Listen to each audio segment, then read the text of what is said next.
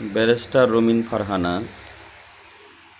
বাংলাদেশ বিএনপির একজন কর্মনিষ্ঠ ব্যক্তিত্ব।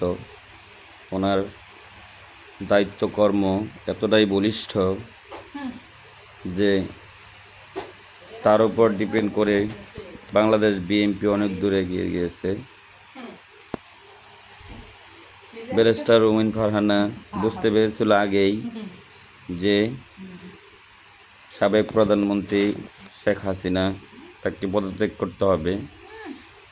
তার এই বক্তব্যে এটা স্পষ্ট হয় যে, আপনারা দেখেন তার এই বক্তব্য এটা স্পষ্ট করে গেছে। সে বলতে চাই, দেশটা কারো বাপের না।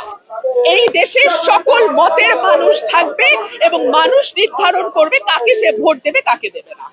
মনে করি আমাদের সন্তানরা রক্ত দিয়েছে, অনেক রক্ত দিয়েছে। এই অত্যাচার, এই নির্যাতন, এই নিপীড়ন এখানেই বন্ধ হওয়া উচিত, এখানেই শেষ হওয়া উচিত এবং সরকারের আজকে হলে আজকেই পদত্যাগ করা উচিত।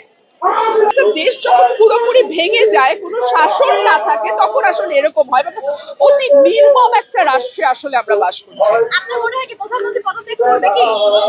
ওনার পদত্যাগ আরো অনেক আগেই করা উচিত ছিল এবং এই সরকারের কোনো ন্যায্যতা, কোনো বৈধতা আজকে বহু বছর ধরেই নাই।